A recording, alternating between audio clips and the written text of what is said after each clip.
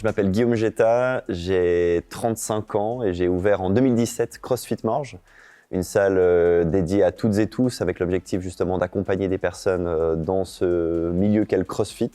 Je n'avais pas du tout prévu de me lancer dans cette discipline, mais comme pas mal de personnes, une fois que j'ai découvert le CrossFit, ça a pris beaucoup de place dans ma vie et puis ça a permis à ce lieu d'exister.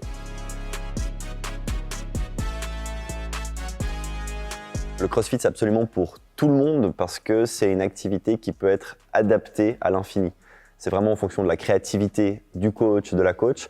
Chaque personne, indépendamment de son niveau, indépendamment de son âge, indépendamment de son expérience, peut être exposée à du CrossFit parce que bien sûr, on va derrière à chaque fois adapter. On va avoir dans le même cours, on peut avoir, et c'est ce qu'on a ici, mon père qui est à la retraite, qui va venir suivre un cours, moi qui vais suivre le même cours que lui, et puis là-dedans peut-être des personnes qui font de la compétition. Et durant ce cours-là, on va adapter chaque mouvement, on va adapter le niveau d'intensité aussi, on va adapter absolument tout ce qui doit l'être pour qu'au final, tout le monde puisse travailler en même temps, travailler ensemble, et ça permet donc de rendre l'activité très accessible, indépendamment du niveau et indépendamment de l'âge.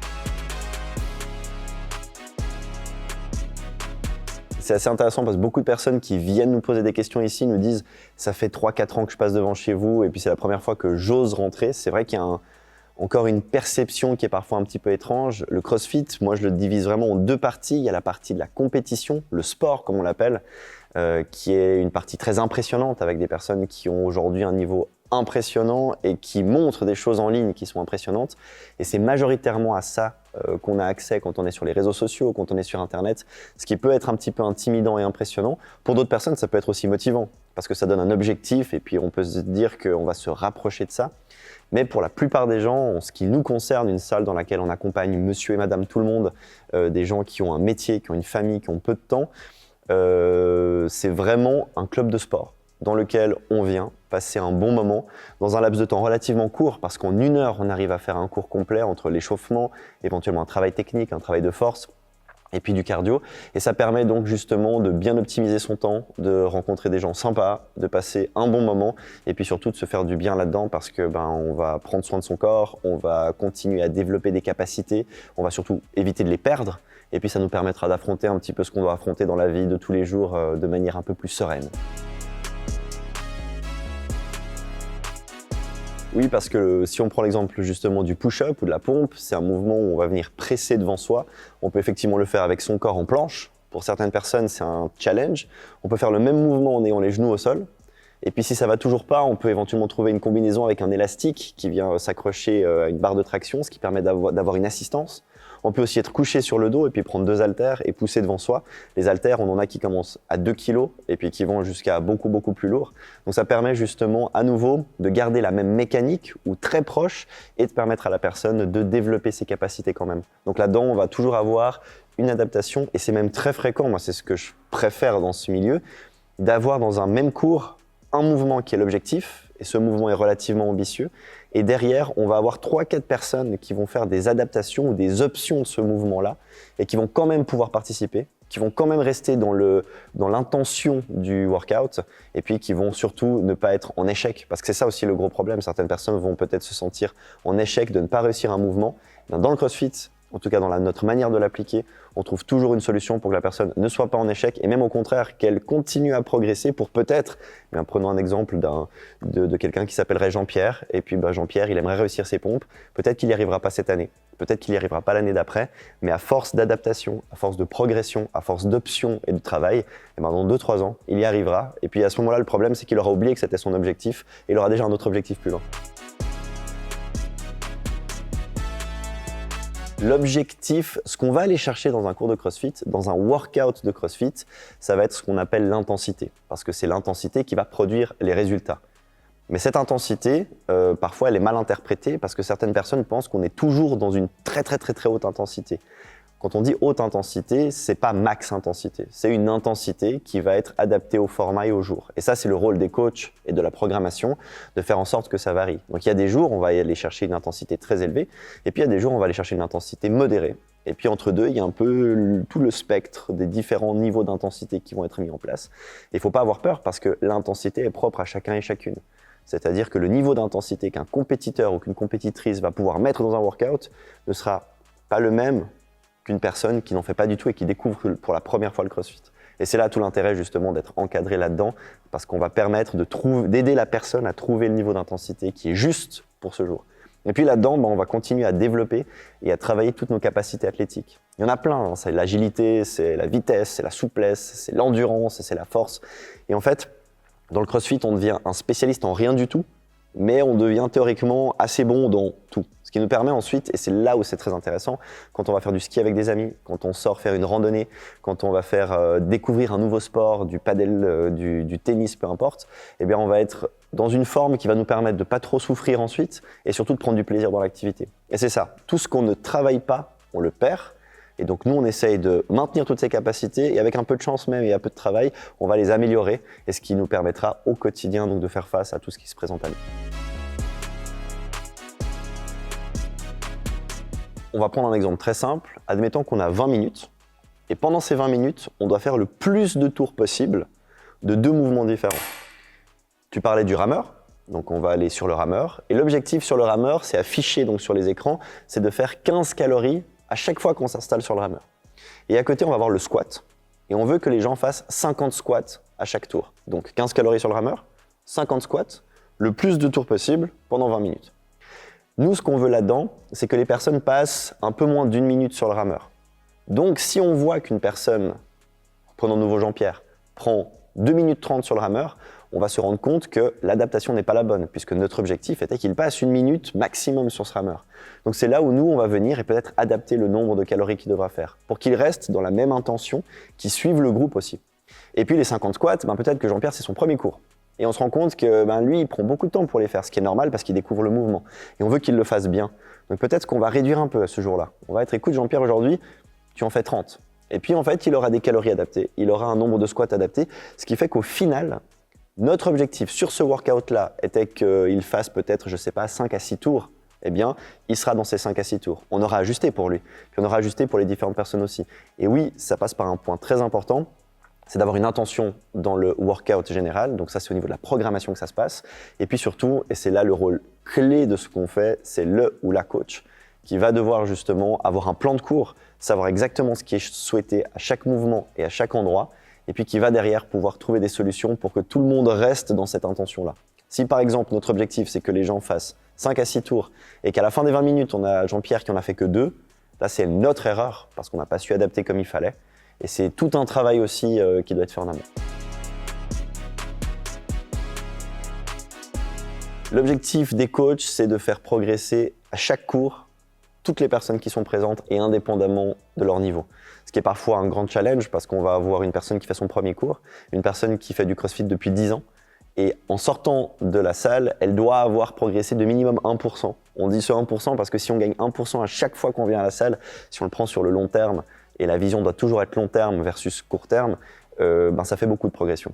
Et donc notre objectif principal, c'est ça, c'est que les gens travaillent et progressent. Deuxième objectif, c'est qu'ils passent un bon moment. Ça, c'est important parce qu'une personne qui passe pas un bon moment, elle va pas avoir envie de revenir.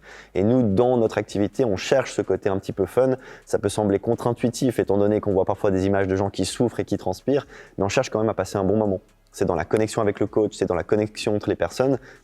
Et c'est ça qui fait que les gens reviennent. Je fais une petite parenthèse là-dessus. On a des gens qui se sont rencontrés dans cette salle, qui ont créé des groupes WhatsApp, qui s'écrivent en dehors et qui se motivent entre eux. Il y aura par exemple « Ah Jean-Pierre, je vois que t'es pas ce soir sur le workout à 18h, moi j'y vais, viens ». Et donc la personne n'avait pas prévu d'y aller, elle voulait pas. Mais comme il y a son ami qui le motive, il va y aller. Donc ça, c'est important, progresser. Il y a la partie fun. Et puis nous, ce qui est important aussi, c'est la partie sécurité. Parce qu'on veut que les gens travaillent de manière sûre. Donc ça, c'est la sécurité en termes de qualité de mouvement. Et elle est essentielle. Bouger vite, c'est facile. Bouger vite et bien, c'est compliqué. Et nous, on veut que les gens bougent vite et très bien. Donc ça veut dire que la sécurité est essentielle. Sécurité du mouvement, sécurité de l'espace. Et donc ça demande pas mal de logistique et de préparation en amont. C'est un gros travail et c'est même peut-être la première partie la plus importante de ce que fait un coach ou une coach.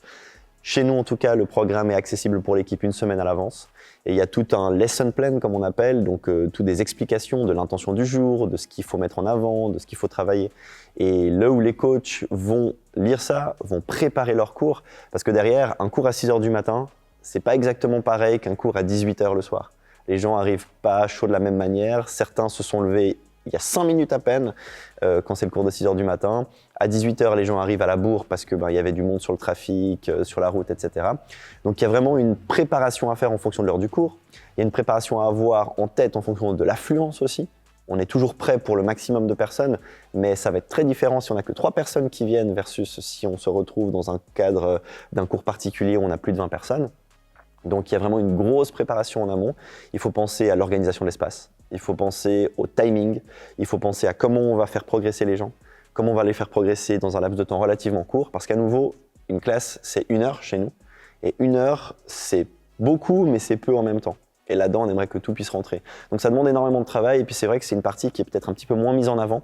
C'est la partie la moins sexy du CrossFit, et toutes celles et ceux qui veulent devenir coach ne se rendent pas forcément toujours compte que c'est pas uniquement être sur le sol de la salle et puis divertir les gens. C'est une grosse partie. Divertir les gens, c'est une très très grosse partie.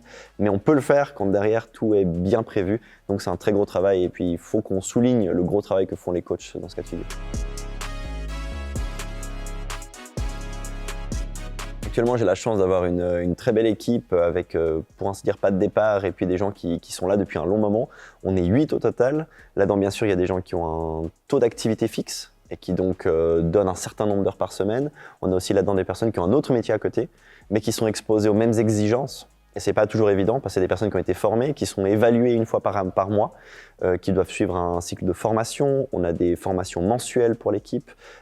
Parfois, c'est des journées entières. On a aussi des moments sympas avec des repas. Mais de manière générale, c'est quand même beaucoup de travail que l'on va faire avec les gens et on va devoir aller dans cette direction-là. Donc, c'est vraiment une belle équipe et je suis très content de ce point de vue-là.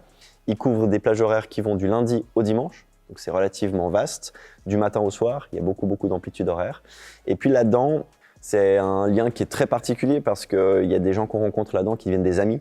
On crée des relations très très fortes avec certaines personnes.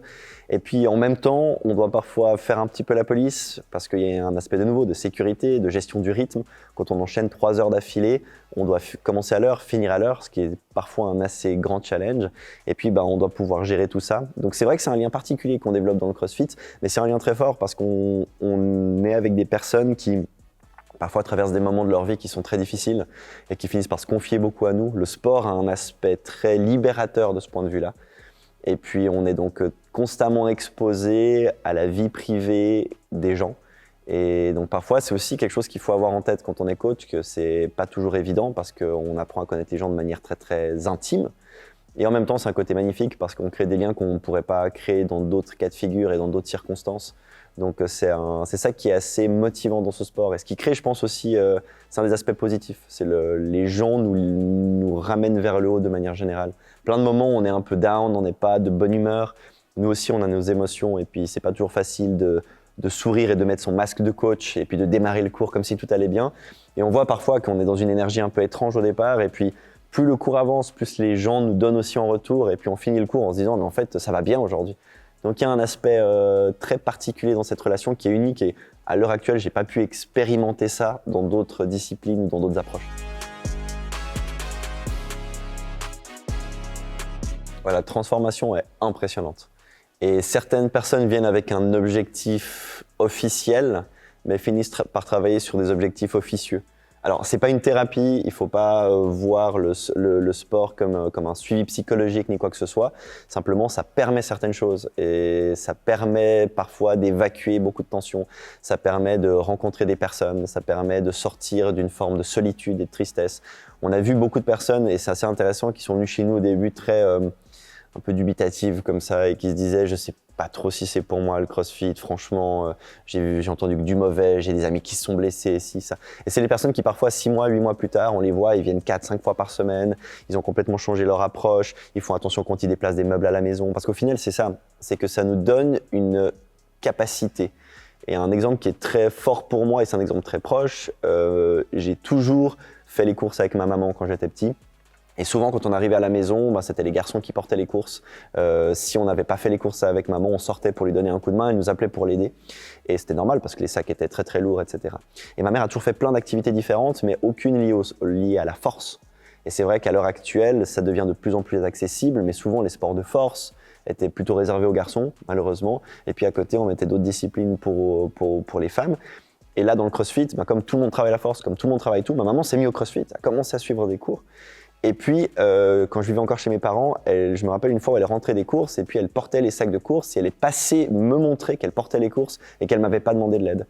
Et c'est des petits moments comme ça qui montrent que tout d'un coup, certaines personnes se rendent compte de leur capacité. Parce que c'est clair que quand on a fait un soulevé de terre, un deadlift à 50-60 kilos, tout d'un coup, les 2 sacs de course, ils semblent beaucoup plus accessibles.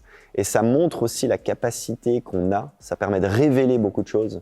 Et de ce point de vue-là, la transformation est très souvent aussi mentale, de juste se rendre capable. On a des personnes chez nous qui ne faisaient pas d'activité particulière et qui, parce qu'elles ont démarré le CrossFit, se sont dit « mais attends, je vais aller faire des courses spartanes, des courses à obstacles ». Et puis ensuite, se sont mis à faire du saut à l'élastique. En fait, ça a débloqué des petites choses et ça leur a donné la capacité d'envisager ce qui était inenvisageable par le passé. Et moi, je trouve que c'est l'aspect le plus cool de notre discipline. C'est cette capacité que ça nous donne. Le programme qu'on donne, en tout cas nous, mais la plupart des salles de CrossFit font comme ça, je pense, c'est toujours basé sur la personne la plus avancée de notre salle. Parce qu'on aimerait donner à manger à cette personne. Et puis donner un objectif à toutes celles et ceux qui n'ont pas encore peut-être ce niveau-là. Ce qui fait que si une personne très avancée vient chez nous, elle trouvera de quoi se challenger parce que le niveau sera toujours adapté pour elle. Parfois, ça peut sembler trop facile sur le papier pour certaines personnes. Et à ce moment-là, si c'est le cas, on a juste, entre guillemets, à augmenter l'intensité ou la vitesse d'exécution. Ce qui fait que on le voit très souvent, les workouts les plus basiques, les plus faciles sur le papier, sont les plus difficiles parce qu'ils nous mettent dans un niveau justement d'intensité et de difficulté. Ils exposent nos faiblesses de manière très très forte. Donc oui, tout le monde peut s'y retrouver de ce point de vue-là. Et puis on travaille aussi beaucoup nous ce qu'on appelle le petit biscuit, c'est-à-dire ce petit truc qu'on peut donner en plus aux personnes qui sont plus avancées pour leur permettre justement d'être toujours challengés sur leurs capacités et de toujours progresser 1%, parce qu'on pourra progresser toute notre vie. C'est vrai que nos 3 valeurs principales, c'est le fun, la communauté et la régularité. Le fun parce que si on ne prend pas de plaisir dans cette activité, c'est difficile de revenir régulièrement, c'est difficile de l'envisager sur le long terme. Et moi, comme je vois cette discipline, c'est une discipline que j'ai envie de pratiquer le plus tard possible dans ma vie. J'ai envie d'accompagner des gens le plus tard possible parce que plus on continue à s'entraîner ou à maintenir nos capacités, plus on va repousser loin le moment où on dépendra des autres. Et on le voit, c'est le plus difficile pour les personnes qui commencent à être âgées. C'est tout d'un coup cette dépendance aux autres personnes, de devoir peut-être être déplacé de chez soi pour être mis dans un centre dans lequel on va s'occuper de soi. Donc nous, notre objectif, c'est des gens qui sont autonomes le plus tard possible. Et donc pour ça, faut prendre un minimum de plaisir, parce que si c'est à chaque fois une contrainte de venir, on va pas du tout pouvoir être régulier. La communauté, parce que finalement, c'est ce qui nous maintient. C'est un mot, c'est drôle, parce qu'au début, moi, c'est ce qui m'a repousser le moment où j'ai commencé le CrossFit. J'avais peur de cette notion de communauté, je me disais le CrossFit, ça doit être, c'est une secte, les gens ils ont l'air de parler que de ça, ils mangent ça, ils boivent ça, ils ne sont que entre eux. Et moi j'aimais bien m'entraîner seul. Donc ça a fait que j'ai repoussé mon approche du CrossFit. Et finalement, étonnamment, c'est la communauté qui m'a donné envie d'ouvrir une salle de CrossFit. Parce qu'on découvre que c'est comme un club de sport normal. On rencontre des gens de tous les niveaux, de tous les milieux sociaux. Et ça, c'est un aspect très important. Dans le sport et dans la transpiration, on est toutes et tous égaux là-dessus. On est toutes et tous minables, qu'on soit PDG d'une entreprise, qu'on soit en ce moment en recherche d'emploi, qu'on soit en décrochage social. Là-dedans, il y a vraiment une mixité qui est juste fabuleuse dans un cours. Nous, en plus, on connaît les gens, on sait d'où ils viennent, on sait ce qu'ils traversent, on sait ce qu'ils doivent affronter au quotidien.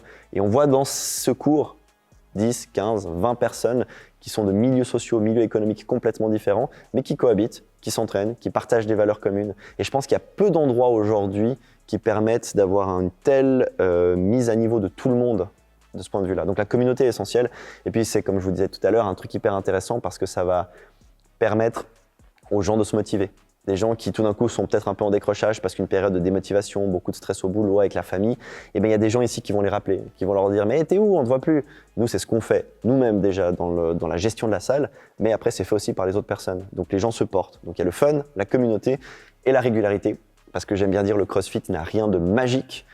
Parfois, on découvre un niveau d'intensité dans le CrossFit, on découvre un niveau de courbature les premières fois qu'on pensait inimaginable et on se dit ça doit être la recette miracle. Il n'y a pas de recette miracle. Les gens qui ont des résultats au CrossFit sont des gens qui sont réguliers. Et un ami disait que si on vient 2 fois par année, 52 semaines dans l'année, on arrive à faire quand même 104 entraînements sur l'année. Ça montre que si on arrive déjà à mettre 2 petites plages horaires dans la semaine de CrossFit, on arrive déjà à avoir suffisamment de régularité pour avoir un peu de progrès. Et après, peut-être qu'on a la possibilité ou l'envie d'en faire un petit peu plus. Mais déjà avec 2 fois par semaine, on arrive à obtenir des super résultats. Je pense que le CrossFit aujourd'hui répond à un besoin d'époque, c'est-à-dire qu'on a peu de temps et on veut des résultats. Et c'est vrai que le CrossFit là-dessus est assez intéressant parce que des cours durent 1 heure, on met notre cerveau sur off, on fait ce que quelqu'un nous dit et puis on obtient des résultats derrière. D'un point de vue de l'optimisation du temps, c'est génial. D'un point de vue des rencontres qu'on va faire, même si on est asocial et qu'on est maître dans son coin, on va jamais mettre quelqu'un de côté parce qu'il ne rentre pas dans la communauté. Il y a des gens chez nous qui viennent, qui suivent le cours, qui repartent. Et elles sont contentes avec ça et nous on est contents avec ça. Et là-dedans, il y a des personnes qui créent des vrais liens. Il y a des couples qui se forment, il y a des gens qui trouvent du travail entre eux. Il y a des gens qui se font des contacts pour pouvoir avoir un appartement derrière. Donc en fait, ça devient une petite communauté comme ça. Et ça, à une époque où on passe beaucoup de temps sur les réseaux sociaux, moi le premier, beaucoup de trop, ça fait du bien, je trouve, d'avoir aussi des contacts un peu plus réels. Et puis finalement, derrière, c'est la possibilité de continuer à maintenir, si c'est pas progresser, c'est en tout cas maintenir nos capacités de base. Et ça, je pense que c'est essentiel. On passe beaucoup de temps assis, trop de temps assis. On bouge de moins en moins pour nos activités professionnelles, ce qui fait qu'on est exposé à la sédentarité. Et dans cette activité, on va bouger tout le corps. On va continuer à maintenir toutes nos capacités pour tout notre corps. Et je pense que ça a l'air d'être une des choses les plus importantes. En ce moment, notre santé, on voit tous les coûts de la santé augmentent en permanence. On paye de plus en plus cher pour avoir accès aux mêmes bases. Et si on continue comme ça va être de plus en plus compliqué. Donc prenons un minimum soin de nous. Et puis il y a même la possibilité là derrière qu'on prenne un peu de plaisir dedans. Il y a un point qui est très important, on le retrouve peut-être un petit peu plus chez les femmes dans le CrossFit que chez les hommes. Et c'est vrai que souvent on m'a dit dans le premier rendez-vous, est-ce que je vais devenir comme cette personne? J'ai pas envie de devenir trop musclé, j'ai pas envie de devenir énorme. Et très souvent, il y a une mauvaise interprétation de l'impact du CrossFit. Parce que oui, bien sûr, quelqu'un qui vient 5 fois par semaine, qui mange pour son entraînement, qui pense et vit CrossFit, va avoir une transformation physique assez impressionnante parce qu'on est une discipline qui, lorsqu'elle est poussée dans son aspect compétitif, demande des capacités athlétiques supérieures et donc ça entraîne un développement de notre corps supérieur. Ceci étant dit, pour la très grande majorité des personnes qui viennent entre 2 et 3 fois par semaine, ça va être très difficile de devenir gigantesque. Prendre de la masse, plus pour moi que pour d'autres personnes, c'est un vrai travail. Ça demande de manger pour, ça demande de s'entraîner pour, ça demande d'avoir un objectif très précis. Et certaines personnes ont l'impression qu'en touchant une barre, elles vont devenir tout de suite énormes. Donc il y a une mauvaise perception de ce que ça apporte. Et moi, j'aime bien dire aux gens que si un jour, elles touchent une barre, et elles deviennent gigantesques, il faut qu'elles m'en parlent parce qu'il y a un énorme business là derrière. Il y a beaucoup de personnes qui aimeraient être gigantesques et qui seraient très contentes de trouver le petit raccourci. Ça se passe malheureusement pas comme ça, ou heureusement. Donc généralement, ce qui va se passer, c'est plutôt qu'on va tonifier son corps. Faut pas oublier qu'à poids égal, le muscle prend moins de place que le gras. Et donc, il y a quand même des avantages là derrière. Donc, on ne devient pas gigantesque comme ça. Par contre, pour celles et ceux qui veulent devenir gigantesques, c'est aussi possible. Ça va demander simplement une approche un petit peu plus précise. Et là, on n'est plus dans un sport santé, on est dans un sport dans lequel on a des objectifs derrière, mais ça se travaille aussi.